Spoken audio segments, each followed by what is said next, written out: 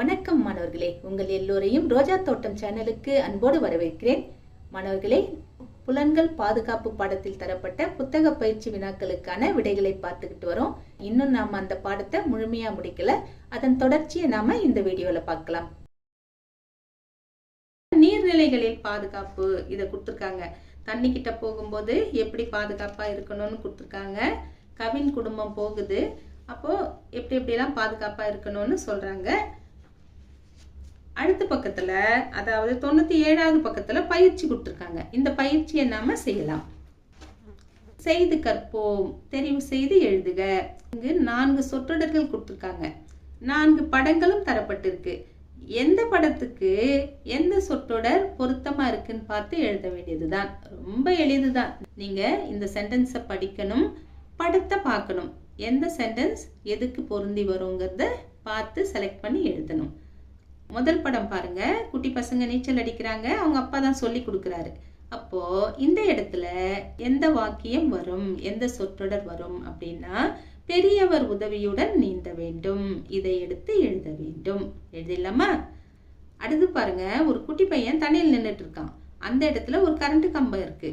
Current கம்பம் பக்கத்துல தண்ணி இருந்தா அதுல நாம இறங்கி நடக்க கூடாதே, ஆனா நடக்கிறானே. இதுக்கு நாம எதை எழுதலாம்? மின்கம்பத்தை சுற்றி தண்ணீர் தேங்கி இருந்தால் கவனமாக இருக்கவும். இந்த சொற்றொடரை எடுத்து எழுத வேண்டும். அடுத்து பாருங்க, கீழே வாங்க. ஒரு குட்டி பையன் பாசெல்லாம் பிடிச்சிருக்கிற ஒரு படிக்கட்டுல இறங்கி வரானே. இங்க நாம எதை எழுதலாம்? படிகள் வழுக்கலாம், கவனமாக நடக்கவும். இதை எடுத்து எழுதலாம். அடுத்தது பாருங்க, பால் விளையாடிட்டு இருக்கான் ஒரு பையன். தண்ணியில போயிடுச்சு. அந்த தண்ணியில போன பாலை எடுக்கிறதுக்காக அவனும் தண்ணிக்குள்ள இறங்கி வரானே. இது ஆபத்தாச்சே. இதுக்கு நாம எதை எழுதலாம்? தண்ணீர் உள்ள இடம் ஆழமாக இருக்கலாம், உள்ளே இறங்காதே. இதை எடுத்து எழுதலாம். அடுத்து பாருங்க, கீழே சிந்தித்து உருவாக்குக. பட்டாசுகளை கையாள்வது குறித்த ஒரு பாதுகாப்பு சுவரொட்டியை உருவாக்குக. பட்டாசு வெடிக்கும் போது எப்படி எப்படியெல்லாம் வெடிக்கணும், வெடிக்க கூடாதுன்னு ஒரு பாதுகாப்பு சுவரொட்டி சிம்பிளா ரெடி பண்ண சொல்லியிருக்காங்க. இதை நம்ம செய்யலாமா? பாதுகாப்பாக பட்டாசு வெடிப்போம். பட்டாசு வெடிக்கும் போது பருத்தி ஆடைகளை அணிவோம். அருகில் தண்ணீர் வாளியை வைத்திருப்போம். நீளமான ஊதுவத்தியை பயன்படுத்துவோம். எழுதிட்டோமா? அடுத்தது சமுதாயத்தில் பாதுகாப்பு கொடுத்துருக்காங்க. இதை பார்த்துக்கோங்க. அதாவது பொது இடத்துக்கு போகும்போது எங்கன்னா காணாம போனா நம்ம என்ன செய்யணும், எப்படி நடந்துக்கணுங்கிறத விளக்கமா கொடுத்துருக்காங்க. அதற்கான தொலைபேசி எண் எது எதுங்கிறதையும் கொடுத்துருக்காங்க. இதெல்லாம் நீங்க கண்டிப்பா தெரிஞ்சு வச்சுக்கணும். அதற்கடுத்து 99வது பக்கத்துக்கு வந்தீங்கன்னா அந்த இடத்துலயும் செயல்பாட்டு நேரம் ஒண்ணு தரப்பட்டிருக்கு. அதுக்கு கீழே வந்தீங்கன்னா செய்து கற்போம் கொடுத்துருக்காங்க.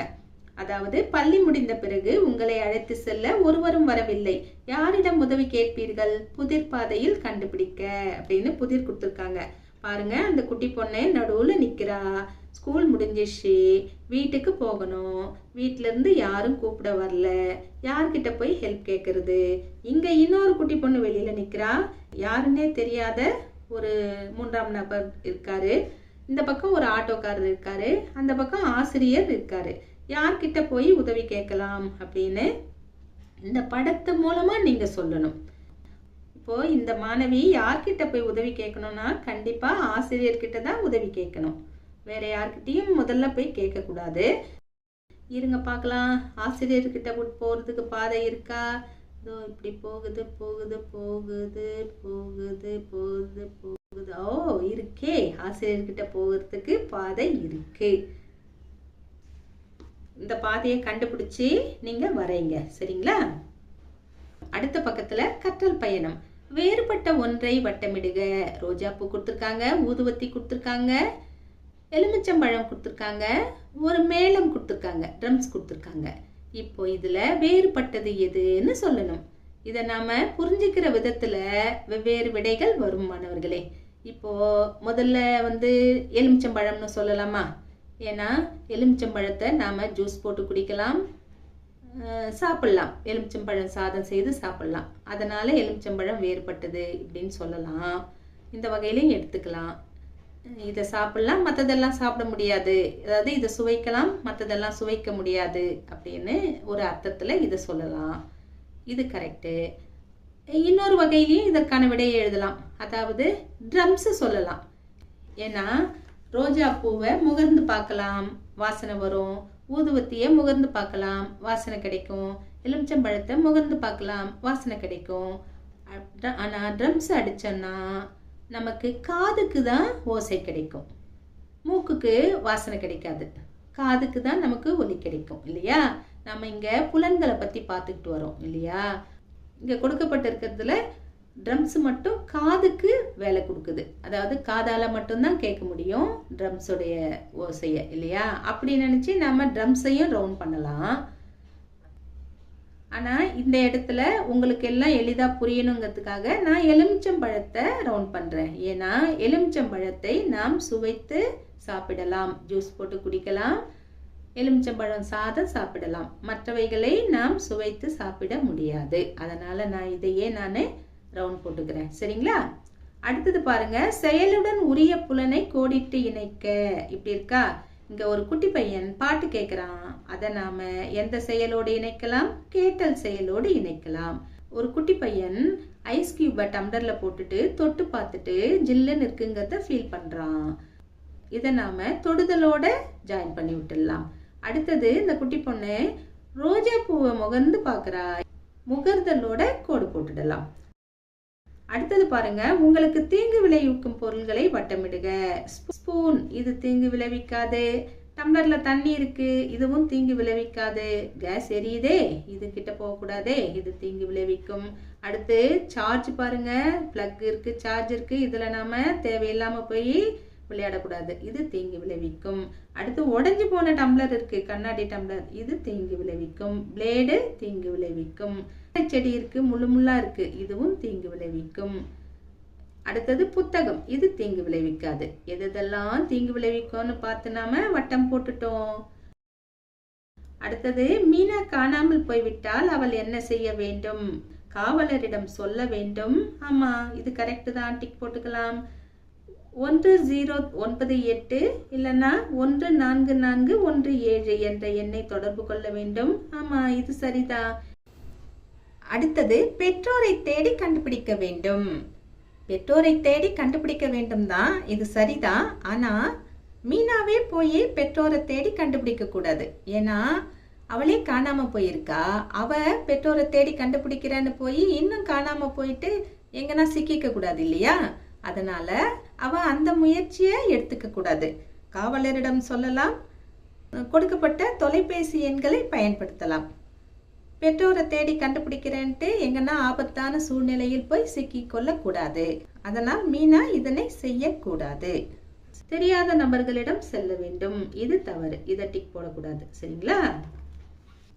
அடுத்தது 101வது பக்கத்துல நானே செய்வேன். கொடுக்கப்பட்ட படங்களை பார்த்து பாதுகாப்பான செயல்களுக்கு பச்சை வண்ணமும் பாதுகாப்பற்ற செயல்களுக்கு சிவப்பு வண்ணமும் தீட்டுக. இங்க பாருங்க, ஒரு பையன் வாழைப்பழத்தோலை கொண்டு போய் குப்பை தொட்டியில போடுறான், இது பாதுகாப்பான செயல், இதுக்கு நம்ம பச்சை வண்ணம் தீட்டலாம்.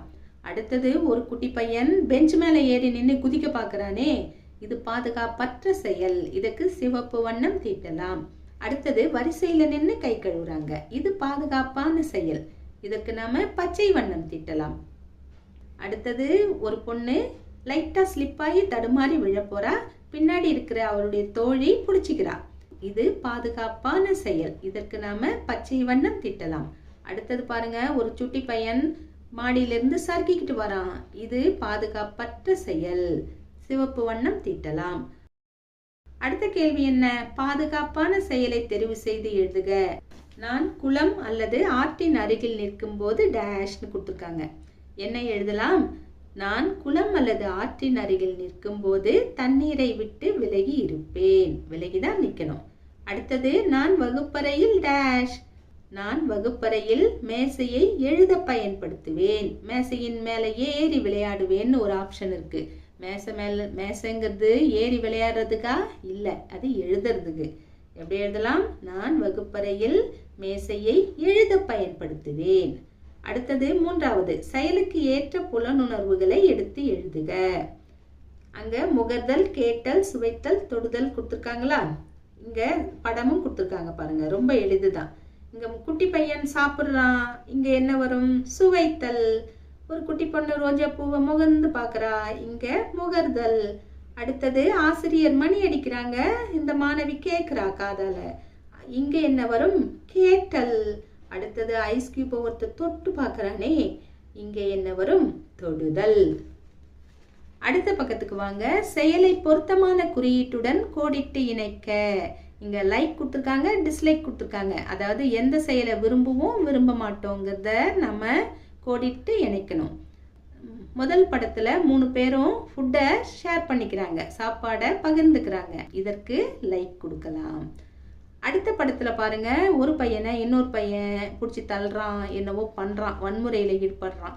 இதற்கு நாம டிஸ்லைக் தான் கொடுக்கணும். இந்த மாதிரி செய்யக்கூடாது இல்லையா? அடுத்தது கீழே வந்தீங்கன்னா 2 ஸ்டூடெண்ட் உட்காந்துக்கிட்டு ஷேர் பண்ணிக்கிட்டு ஏதோ ஒர்க் பண்ணிக்கிட்டு இருக்காங்க, கலர் பண்றாங்க. இதுக்கு நாம லைக் கொடுத்துக்கலாம். அடுத்தது பாருங்க, ஒரு பையனை தள்ளி விட்டுட்டு எல்லாருமா சேர்ந்து சிரிக்கிறாங்க. இந்த மாதிரி செய்யலாமா? செய்யக்கூடாது. டிஸ்லைக் கொடுத்துடலாம். அடுத்தது வாய்மொழி வினாக்கள். உங்கள் குடும்பத்தில் அன்றாடம் நிகழும் செயல்களை பகரவும். தேங்கிய நீர் இருந்தால் அவ்விடத்தில் பாதுகாப்பாக இருக்க நீங்கள் என்ன செய்வீர்கள்? இதெல்லாம் உங்ககிட்ட கேட்டிருக்காங்க.